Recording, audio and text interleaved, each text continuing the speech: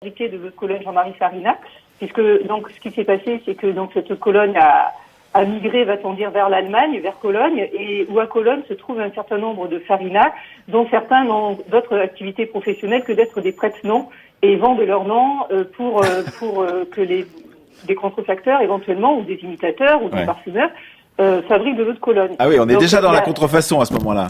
En fait, l'eau de Cologne Jean-Marie Farina est emblématique de la contrefaçon, et j'ai eu l'occasion d'étudier plusieurs procès intentés par Roger Gallet pour contrefaçon, qui sont plus ou moins légitimes, puisqu'en fait, Roger Gallet donc se prévaut durant 50 ans, ou un peu plus, 60 ans, de faire rendre gorge à tous ses concurrents. Certains tout à fait légitimes, d'autres tout à fait illégitimes, puisque la contrefaçon en parfumerie peut commencer par la fabrication d'étiquettes, par exemple. Donc il y a des contrefacteurs de Cologne, comme d'autres parfums du reste, qui sont simplement accoquinés avec des imprimeurs, en fait, et qui font faire des flacons qui sont donc contrefaits. Donc l'eau de Cologne Jean-Marie Farina est ce produit emblématique. Il y a donc beaucoup d'humour autour de ce nom, puisqu'en fait des humoristes et des parfumeurs ironisent sur le fait qu'il y a une centaine de Jean-Marie Farina rien qu'à Paris. Effectivement, ce qui est vrai, y compris et à Cologne tout autant. Et en fait, donc Jean-Marie Farina, Roger Gallet arrive à la fin du siècle à faire rendre gorge à une bonne trentaine de maisons. En fait, dont certains étaient légitimes à fabriquer, d'autres pas du tout. Et à la fin, il reste quasiment seul. D'ailleurs, vous trouvez encore actuellement deux eaux de Cologne, celle de Jean-Marie Farina, celle par Roger Gallet, et celle qui s'appelle 1663. Enfin, j'ai peur de confondre avec la bière. À vrai dire, ça n'est pas la bière, qui est en fait une eau de Cologne, qui est la seule maison qui a pu subsister aux côtés de Jean-Marie Farina, parce que celle-ci n'était pas. Aux côtés de Roger Gallet, oui, c'est légitime. Ça. Voilà. Oui, Eugénie Briot, c'est quand même très intéressant, parce que on voit bien que l'enjeu est énorme à partir d'un certain moment pour qu'on fasse des procès à tout le monde, comme l'a fait à ce moment-là Roger Gallet, pour faire disparaître toute la concurrence. C'est parce que simplement, eh bien, le parfum descend dans l'échelle sociale. Il n'y a pas simplement que les nobles ou les très grands bourgeois qui emportent. Désormais, on va progressivement adapter le parfum à cette massification qui va être en cours à la fin du 19e, au début du 20e siècle. Exactement, et en particulier l'eau de Cologne. L'eau de Cologne, c'est un produit qui devient très accessible finalement au 19e siècle. C'est la première façon de se parfumer à base de parfumerie alcoolique. On peut se parfumer à travers les cosmétiques, le savon, les produits capillaires qui sont extrêmement nombreux au 19e siècle. La femme ne peut pas se maquiller, ce n'est pas admis socialement qu'elle se maquille de façon très visible. Donc le soin est reporté énormément sur le cheveu, avec des huiles capillaires, des pommades capillaires, énormément des lotions capillaires, énormément de produits qui sont tous des produits parfumés. Et puis dans le champ de la parfumerie alcoolique, on trouve l'eau de Cologne qui sert à parfumer l'eau dont on se sert pour la toilette ou à soigner des maux bénins. Et cette eau de Cologne, elle devient un produit vraiment très répandu et un des instruments clés de cette hygiène que l'on cherche à gagner au XIXe siècle pour se distinguer socialement.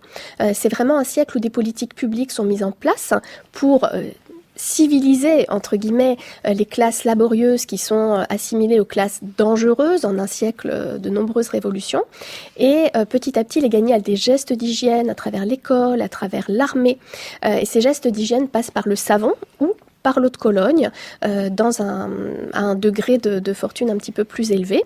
Et puis l'eau de toilette ou les extraits quand on est vraiment plus fortuné. Et c'est une industrie effectivement plus que florissante et qui va le devenir plus encore au cours du siècle, puisque vous citez les chiffres. En 1810, donc le commerce de la parfumerie, c'est 1,8 million de francs. Et en 1900, on passe à 80 millions pour passer ensuite en 1912 à 100 millions. Donc on voit les enjeux aussi concurrentiels justement avec certains autres pays producteurs, Eugénie Briot. Oui, on voit que le marché s'est énormément étendu. Le nombre de parfumeurs aussi implantés à Paris s'est accru tout aussi significativement. Et donc, parmi les enjeux qui se dessinent à la fin du siècle, il y a aussi l'enjeu de la marque. Et c'est vrai que autour du cas de l'eau de Cologne Jean-Marie Farina, en creux, on peut lire tous les enjeux de marque, parce que la marque, c'est un petit peu la signature de la qualité du produit, bien sûr. Et si tous les parfumeurs veulent s'appeler Farina, c'est pour posséder cette caution, cette signature, dans un climat où le marché est certes très porteur, mais aussi plus concurrentiel, c'est vrai. Oui, et Rosine Lereux aussi, il est concurrentiel au niveau mondial, parce que les expositions universelles, vous le racontez ainsi que Génie Briot, l'une et l'autre dans vos deux livres, donc Une histoire des parfumeurs, Rosine Lereux, et La fabrique des parfums pour Eugénie Briot, eh bien, ces expositions universelles tiennent un grand rôle de propagation de la parfumerie française, en particulier à l'étranger. On se parfume français à New York, on se parfume français à l'autre bout du monde, et les expositions universelles tiennent de lieu de vitrine de cette parfumerie française tout au long des années 1860-1900. Oui, alors les expositions universelles, c'est un petit peu l'histoire de la lente émancipation des parfumeurs pour accéder réellement au rang de profession légitime et reconnue. Donc en fait, elle commence dès les premières expositions industrielles de 1820-1830. Et là, à cette date, la parfumerie est confondue avec la savonnerie, et les maisons qui sont récompensées le sont pour leur savon. Et ce n'est que lors de l'exposition, donc des expositions de 1860 puis de 1800, l'exposition surtout universelle de 1867, que là, les parfumeurs se constituent en classe. Et ce qui les sauve un petit peu et qui les affranchit, c'est qu'ils sont rattachés, comme selon une oscillation très fréquente que l'on retrouve aussi dans les ressortiments industriels, à la section des accessoires en fait et de l'habillement. Mmh. Mais ça les sauve en fait, et ils peuvent s'émanciper de la chimie. Et là en fait, il s'agit durant les expositions universelles, donc de 1867, 1889, 1878, 1889 et 1900, de s'affranchir lentement et de réellement s'émanciper, donc en conquérant de plus en plus d'espace déjà, en faisant des salons de plus en plus beaux, en évinçant aussi les parfumeurs qui n'en sont pas vraiment, qui sont pas dignes de figurer au rang de la grande parfumerie parisienne, donc notamment les parfumeurs de province, par exemple en augmentant considérablement les taux de location des stands, en interdisant la vente également dans les stands, en s'affranchissant également de tout ce que l'administration veut coller aux parfumeurs, c'est-à-dire des fabricants plus ou moins, disons, sérieux, de produits justement de spécialité en fait. Donc les spécialistes du coup de dentifrice, voire de teinture capillaire, se retournant vers la pharmacie. Et puis également en tenant un double langage autour de la parfumerie chimique, puisque pendant jusqu'en 1900 d'ailleurs, on exclut de la section des parfumeurs, en tout cas pour les expositions qui ont lieu en France, les parfumeurs chimistes de synthèse, alors que tous les grands parfumeurs en 1900 utilisent déjà et ont déjà des lignes maîtresses de leur maison qui sont des lignes à base de parfumerie de synthèse. Et il y a aussi un autre fait qui va changer, redistribuer les règles du commerce, c'est aussi l'arrivée des grands magasins. Parce que là, on a l'impression qu'on parle beaucoup des parfumeurs, le parfumeur commerçant qui s'installe, qui installe sa boutique, qui fabrique son parfum, son flacon, son étiquette, qui procède à sa publicité. Mais l'arrivée des grands magasins fait aussi qu'il va y avoir une parfumerie à deux niveaux, d'une certaine manière, Rosine Lereux.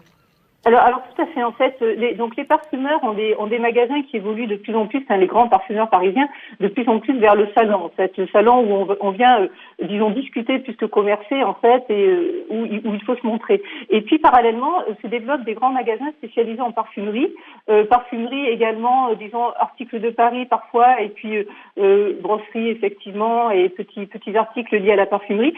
Donc la plus grande de ces grands magasins, ce sont les galeries de la Porte Saint-Martin, qui sont un très grand magasin, un vaste bazar de la parfumerie, en fait, un petit peu comme les anciennes actuelles qu'on peut connaître, en moins chic, où les parfums sont vendus avec des décotes du simple au double. Par exemple, l'eau de Lubin qui coûte 2,50 francs dans son salon coûtera 1 franc en fait à la parfumerie des Galeries Saint-Martin. Et puis il y a également des grands magasins généralistes tels que nous les connaissons, Le Bon Marché, la Samaritaine, etc. Mais certains viennent assez tard à la parfumerie et ils y viennent surtout au travers en fait des articles de voyage pour beaucoup d'entre eux et des coffrets d'étrennes.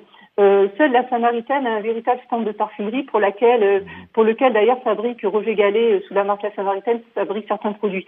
Mais beaucoup de ces grands magasins viendront à des stands de parfumerie plus étoffés plus tard. Alors, vous évoquiez tout à l'heure les expositions universelles au moment de celle de 1900. Eh bien, on évoque la question de l'odeur et de l'hygiène dont nous parlait tout à l'heure Eugénie Briot. On reviendra avec elle sur cette question à partir d'un prospectus qui vante les vertus de l'anhydrosine du docteur LT. Il faut sentir bon et voici pourquoi.